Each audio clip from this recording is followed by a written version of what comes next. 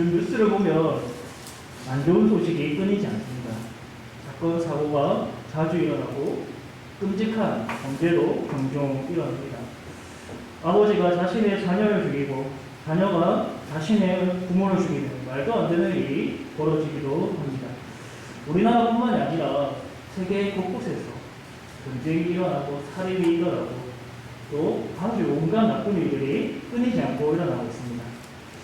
룻기의 배경을 보면 사사시대인데요. 사사시대를 한마디로 요약하면 자기 소견에 옳은 대로 행하는 시대였습니다. 즉 영적으로 아주 혼란스러운 시기였습니다. 그 가운데 이 룻기의 이야기는 하나님에게 참 소망이 있음을 깨닫게 합니다. 남편과 두 아들을 잃은 나오미였지만 그에게 은혜를 나타낸 룻을 통해서 그녀가 다시 한번 회복되어집니다. 여러분, 룻은 모압 여인입니다. 재산과 능력도 없었습니다. 사실 룻도 남편을 잃은 사회적인 약자인 과부였습니다. 그녀도 은혜가 필요한 사람이었습니다. 그런데 하나님께서 섭리하셔서 어디로 보내셨느냐? 보아스의 밭으로 보내셨습니다. 그리고 보아스를 만나게 하셔서 그에게 은혜를 받게 하셨습니다. 성도 여러분, 잘 아시다시피 세상은 아주 악합니다. 왜냐하면 그 구성원들이 죄인들이기 때문이지요. 일적으로는 양심이 있어 보이고 나름대로 정의를 추구하는 것 같지만 실상 그 사람 속을 들여다보면 타락한 본성이 존재합니다. 시기, 질투, 악독이 가득합니다. 사람들의 이러한 악한 본성은 하나님을 위협하고 하나님을 싫어하는 성향이 있습니다. 하나님께서는 자신을 사랑하고 하나님을 사랑하고 이웃을 사랑하라고 했지만 사람들의 그 타락한 본성에는 하나님을 미워하고 자신을 하나님처럼 여기고 자신만을 이기적으로 또 병적으로 사랑하는 그러한 모습이 있는 것입니다. 그러나 룻기를 읽으면 여기에 하나님 사랑과 이웃 사랑이 있음을 보게 됩니다. 특히 하나님이 전면에 등장하지 않더라도 배후에서 섭리하셔서 그들에게 신실한 은혜를 베풀고 있음을 볼 수 있습니다. 이러한 하나님을 믿는 것이 우리에게 가장 큰 위로이고 소망입니다. 우리는 세상의 온갖 일들을 통해서 일희일비하는 것이 아니라 내 마음이 요동하는 것이 아니라 여전히 변함없이 그 자리에 계시고 우리에게 은혜를 베푸시는 그 하나님을 붙들고 위로와 소망을 얻을 수 있어야 됩니다. 우리는 오늘 말씀을 통해서 우리를 향하여 은혜를 베푸시는 그 하나님을 붙들 수 있습니다. 먼저 첫째로 하나님께서 풍성한 은혜를 베푸시되 이것을 그치지 않으십니다. 이 룻은 보아스가 허락해준 덕분에 그의 밭에서 이삭을 마음껏 주울 수 있었습니다. 룻이 보아스에게 해준 것이 있었습니까? 아무것도 없습니다. 일면식이 없는 사람이었습니다. 남이었습니다. 그러나 보아스는 룻이 자신의 시어머니 나오미에게 베푼 그 은혜를 알고 있었습니다. 그 은혜로운 결단과 행동을 듣고 감동이 되어서 그에게 은혜를 베풀었습니다. 날마다 하루하루 끼니를 걱정해야 되는 그러한 형편에 처한 룻과 나오미였습니다. 룻은 하나님께서 말씀하신 가난한 자를 위한 이삭을 죽기 위해서 기꺼이 밭으로 나아갔습니다. 나오미가 있지만 자기가 이삭을 주오겠다고 담대하게 나아갔습니다. 보아스는 하나님께서 말씀하신 대로 가난한 이웃을 위하여 이삭을 마음껏 죽게 해주었습니다. 룻은 어쩌다가 떨어진 이삭을 주운 것이 아닙니다. 보아스는 일꾼에게 미리 일러줘서 룻을 위하여서 곡식 다발에서 일부분을 떼어서 벌으라고 했습니다. 그리고 일꾼들로 하여금 이삭 죽는 룻을 하찮게 여기지 않고 업신여기지 않고 꾸짖지 말라고 미리 일러주었습니다. 그렇다면 이 룻이 준 이삭이 얼마나 되었을까? 17절에 이렇게 말씀합니다. 우리 17절 말씀 함께 읽어보겠습니다. 시작. 룻이 밭에서 저녁까지 죽고 그 죽은 것을 떠니 보리가 한 해가쯤 되는지라. 아멘. 룻이 저녁까지 해질 때까지 죽었다고 합니다. 얼마나 오랫동안 열심히 죽었는지 보여줍니다. 아마도 시어머니를 생각하면서 책임감을 가지고 열심히 죽었을 것입니다. 그 죽은 것을 타작해보니 보리가 한 해가쯤 되었다라고 말합니다. 그러면 한 해가쯤은 어느 정도의 양일까요? 오늘날 우리가 쓰는 단위가 아니기 때문에 쉽게 잘 다가오지 않습니다. 이 에바라는 것은 바구니라는 뜻을 가지고 있습니다. 한 에바란 우리말로 하면 한 바구니입니다. 에바는 이 곡물의 양을 측정하고 이 수치를 나타내는 그런 단위인데 한 에바는 약 22리터로 봅니다. 보통 성인 남자의 한 달치 품삯에 해당하는 이 곡식의 양입니다. 물론 옛날에 쓰인 단위이기 때문에 오늘날 수치로 정확하게 측정하기 어렵지만 어찌됐든지 룻이 들고 올 수 있는 최대의 양, 아마도 쌀 한 20kg 이내 한 15kg에서 17kg가 되지 않을까 생각해 볼 수 있습니다. 이는 룻이 어쩌다가 떨어진 이삭만 죽은 것이 아니라 일꾼들이 일부러 이 곡식탄에서 떨어뜨린 그런 이삭을 마음껏 주었음을 보여주는 것입니다. 19절에 보면 룻이 들고 온 엄청나게 많은 양을 보고 나오미가 놀라서 묻습니다. 오늘 어디서 주었느냐? 어디서 일을 하였느냐? 너를 돌본 자에게 복이 있기를 원한다. 과부인 룻이 여자가 성인 남자 한 달 품삯이 되는 그 어마어마한 양을 들고 왔기 때문에 나오미의 이런 질문은 당연한 반응입니다. 나오미는 룻이 열심히 일해서 그 많은 것을 모은 것과 더불어서 다른 누군가에게 은혜 받았구나라는 것을 깨달았습니다. 그래서 이렇게 말했죠. 너를 돌본 자에게 복이 있기를 원하노라. 나오미는 이렇게 그 돌본 사람을 향하여서 축복해 주었습니다. 그렇습니다. 룻은 보아스에게 돌봄을 받았습니다. 인색한 돌봄이 아니고 불쌍해서 대충 그냥 이삭두께 한 것이 아닙니다. 차고 넘치도록 풍성하게 돌보아 주었습니다. 이 돌봄을 그 한 여자 눈만이 아니라 나오미를 향한 것이기도 했습니다.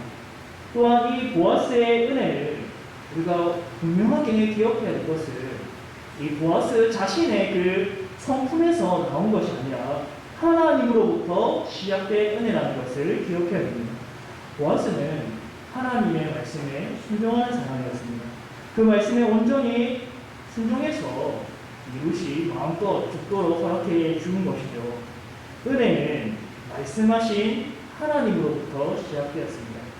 하나님이 보아스라는 사람을 통하여서 그들에게 은혜를 베풀었고 또 이 말씀 자체도 하나님에게서 나온 것이었습니다. 20절 중반에 보면 나오미가 룻에게 은혜를 베푼 자가 보아스인 걸 알고 이렇게 말합니다. 그가 여호와로부터 받기를 원하노라.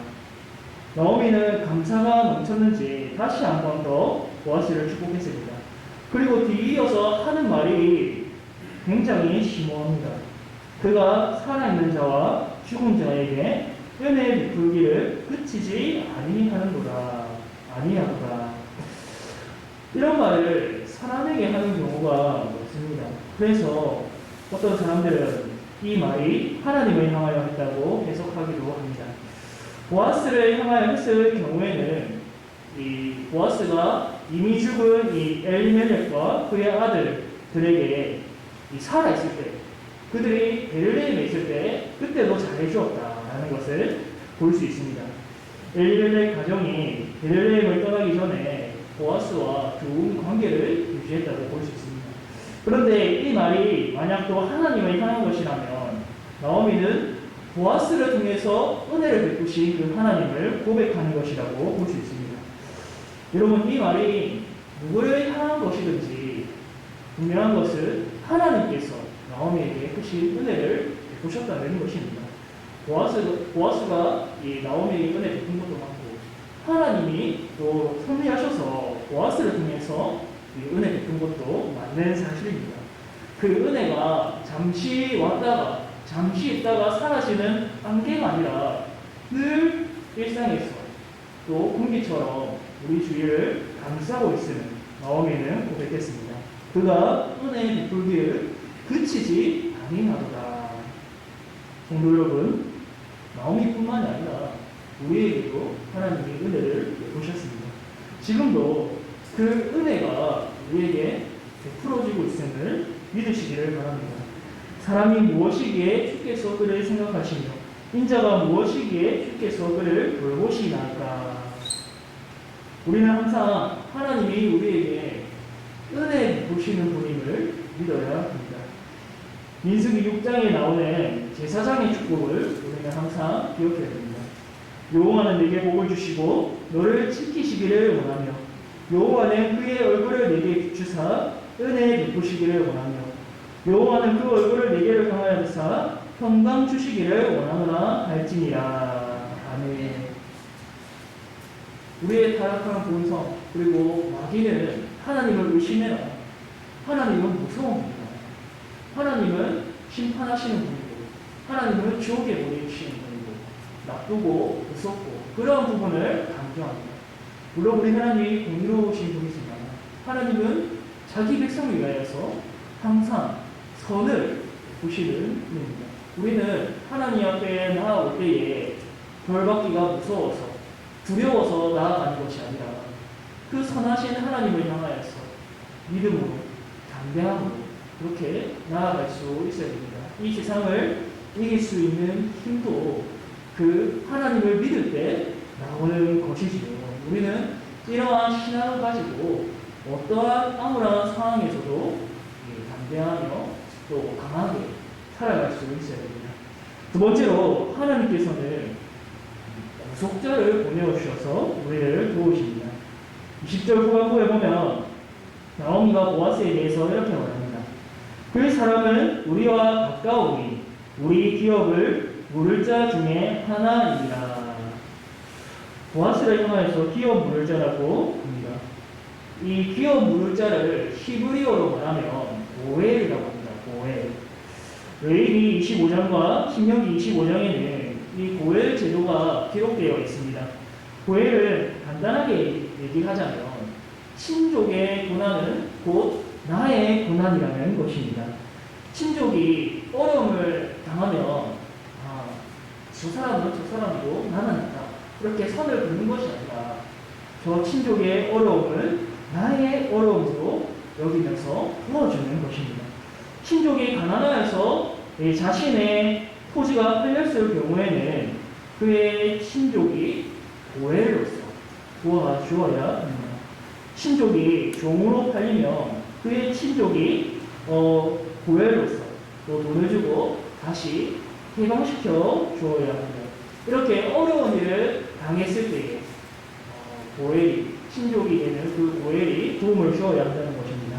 특히 신명기 25장에 나오는 고엘은 룻기에 해당하는 고엘 제도입니다.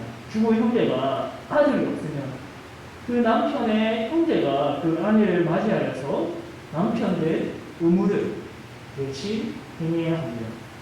또한 이렇게 함으로써 그 형제의 죄가 끊이지 않도록 합니다. 나오미는 보아스가 우리와 가까우니라고 했습니다. 보아스가 신족 중 하나로서 기업 물자 곧 고엘이 된다는 것입니다. 물론 이 보아스 외에도 다른 신족이 있지만 그럼에도 불구하고 이 나오미는 이 보아스가 아주 유력한 가장 현실적인 고엘로 보았을 것입니다. 이리 루셀이 자신에게 베푼 그 은혜로 인하여서 보아스를 가장 유력한 자로 보았을 것입니다. 고엘은 이 친족이라고 해서 무조건 다 될 수 없습니다. 형제라고 해서 다 될 수 없습니다. 먼저 친족과 더불어서 능력이 되어야 됩니다. 그 아내를 책임질 수 있어야 되고 가정을 꾸릴 수 있는 능력이 되어야 되고 마지막으로 의지가 있어야 됩니다. 신족이 여러 명 있는데 그 중에 능력과 의지가 있는 자만이 할 수 있습니다. 의지가 없다면 신족이라고 해도 또 능력이 있다고 해도 아무런 소용이 없습니다. 여전히 각오로 살아야 하는 것입니다.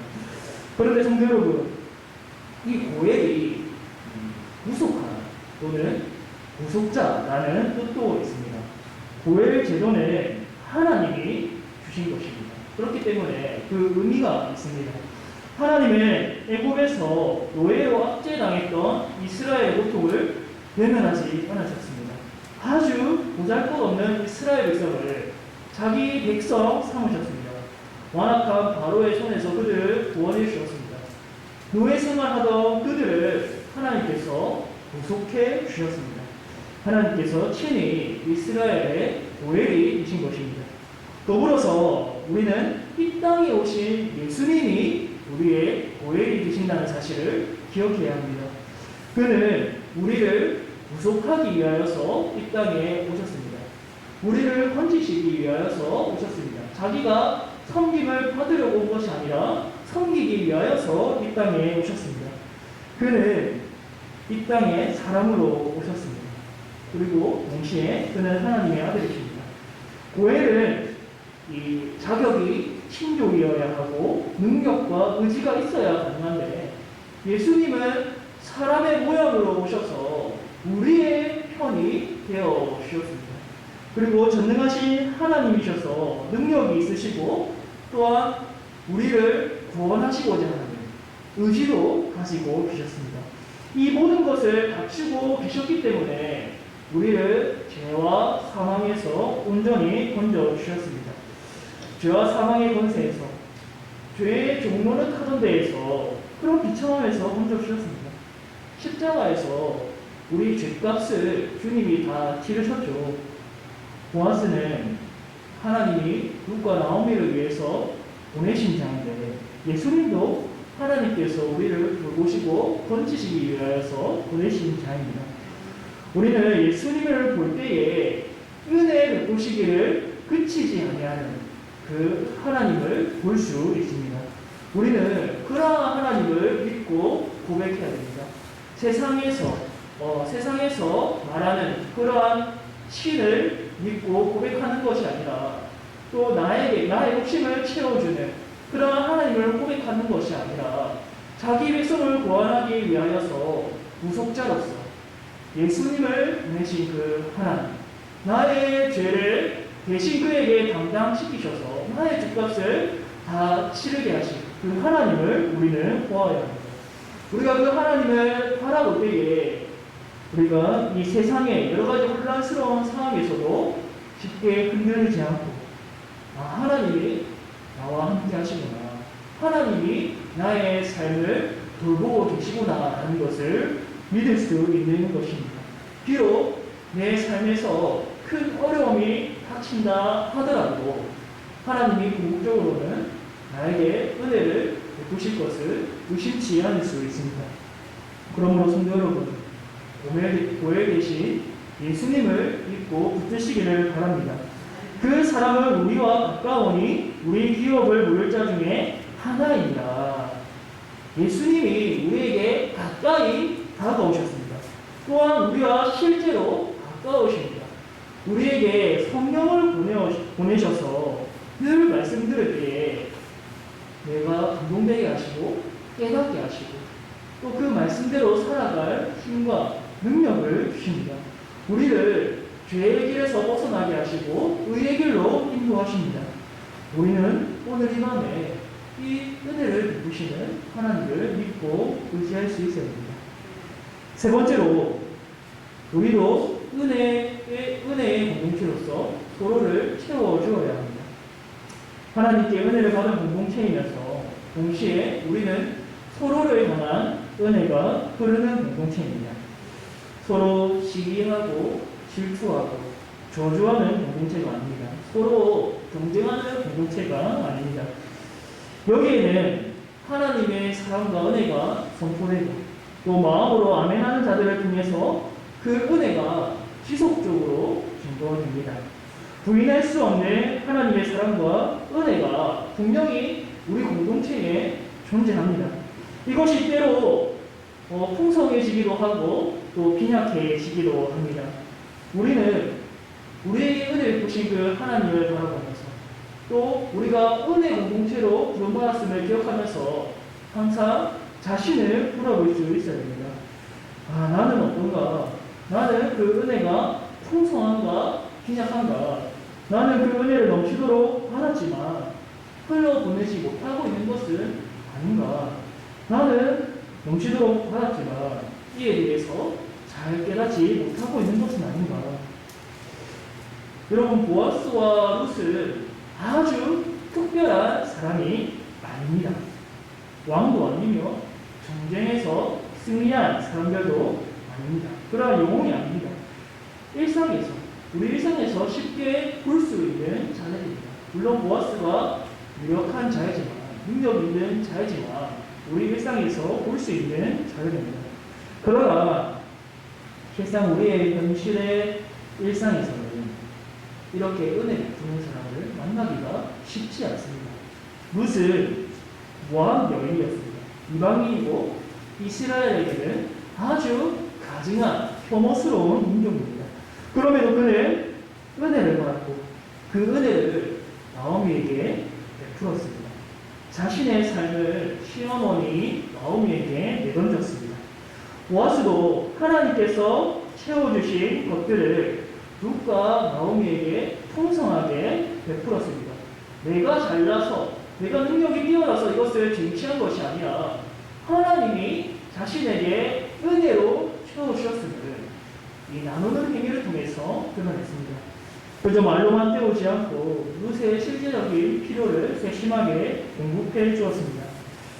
여러분, 하나님이 우리에게 원하시는 이 계명은 복잡한 것이 아닙니다. 서로 사랑하라는 것입니다. 하나님께서 받은 그 은혜를 가지고 우리 형제자매가 고난을 당하거나 어려움을 당할 때에 마땅히 도와줄 수 있는 공동체가 될 수 있기를 바랍니다. 저 사람의 어려움이 나의 어려움이다. 저 사람의 고난이 나의 고난이다. 내 아픔만, 내 상처만 아픈 것이 아니라 저 사람도 아프고 저 사람도 힘들다. 그 사람의 어려움을 이해하고 또 도와주는 그런 은혜로운 사람이 우리 공동체에 너무나도 필요합니다. 여러분, 룻기를 읽어보면 어떻습니까? 기분이 좋아집니다. 룻이 나오미에게 한 고백과 헌신. 나오미가 이 룻을 아끼는 마음, 그냥 며느리가 아니라 자기 딸로 여기었어. 내 딸아 그렇게 아끼는 모습이 보이지 않습니까? 보아스가 믿음을 가지고 시어머니를 모시는 룻을 잘 알아가지고 또 이삭을 마음껏 죽도록 배려해 준 것. 이 모든 것을 우리가 볼 때에 절로 흐뭇해집니다. 하나님이 우리에게 원하시는 모습도 바로 이것입니다. 하나님의 은혜가 흐르는 백성들을 원하십니다. 하나님이 세상을 창조하시고 그 모든 것들을 보시면서 뭐라고 말씀하셨습니까? 심히 좋았더라. 힘이 좋았더라. 우리가 하나님이 베푸신 은혜를 고백하고 서로에게 베풀 때에 하나님이 심히 좋았더라 라고 말씀하시지 않을까요? 창조자가 자신이 의도한 대로 이 세상이 창조되었던 것을 보았을 때에 매우 기뻐했던 것처럼 자신의 그 은혜가 이 세상에 충만하게 들어가는 것을 보면서 매우 기뻐했던 것처럼 오늘날에도 하나님이 자신이 의도한 대로 은혜가 흐르는 형제 자매의 모습들을 볼 때에, 그런 공동체의 모습을 볼 때에 얼마나 기뻐하실까요? 아마도 세상을 창조했을 때보다 더 큰 기쁨으로 다가올 것이라고 생각합니다. 사랑하는 성도 여러분, 하나님께서 우리에게 베푸신 은혜를 결코 빈약하지는 않습니다. 그 은혜가 날마다 우리에게 풍성하며 그 은혜가 그치지 않습니다. 우리의 보혜 되신 예수님, 우리의 구원자 되신 예수님을 볼 때에 그 은혜는 더욱 선명해집니다. 더 나아가서 우리도 은혜를 받는 공동체로서 이 형제 자매에게 은혜를 베풀 수 있고 또 마땅히 그리해야 합니다. 우리 사이의 관계를 거래하는 관계가 아니죠. 세상에서는 돈을 빌리면 반드시 받아야 되고 또 그것이 마땅하지만 그것이 마땅히 그렇게 해야 될 도리이지만 우리는 은혜의 공동체이기 때문에 거둬줄 줄 알고 또 주더라도 표내지 않냐 의식하지 않냐 꾸짖지 않냐 마땅히 내가 받을 은혜를 나눠줬잖아요. 우리는 그런 은혜의 관계입니다. 하나님께서 우리에게 구속자를 보내주셔서 원자를 보내주셔서 그 죄값을 예수님에게 다 감당시키신 것처럼 우리도 그 은혜를 받았기 때문에 서로 간에 우리가 관계에 맺을 때 교회 안에서 우리는 그 은혜를 나타낼 수 있어야 됩니다. 하나님이 그러한 모습을 볼 때에 기뻐하시고 심히 좋았더라라고 말씀하실 것입니다. 사랑하는 성도 여러분, 오늘 그 선하신 하나님을 붙들고 주님, 내가 그 은혜로운 한 사람이 되기를 원합니다. 내가 보아스가 되기를 원하고 무시되기를 원하고 또 나오미가 되기를 원합니다. 단순히 내가 충복하기 위해서 예수님을 믿는 것이 아니라 바로바로 살아갈 때에 그러한 사람으로 은혜를 베푸는 사람으로 선하신 하나님을 닮아가는 사람으로 살아가기를 원하오니 깨닫게 하시고 그렇게 살아갈 수 있는 힘을 달라고 그렇게 간절히 기도합니다. 주님의 백성들 되기를 축복합니다. 찬송가 295장 찬송가 295장입니다.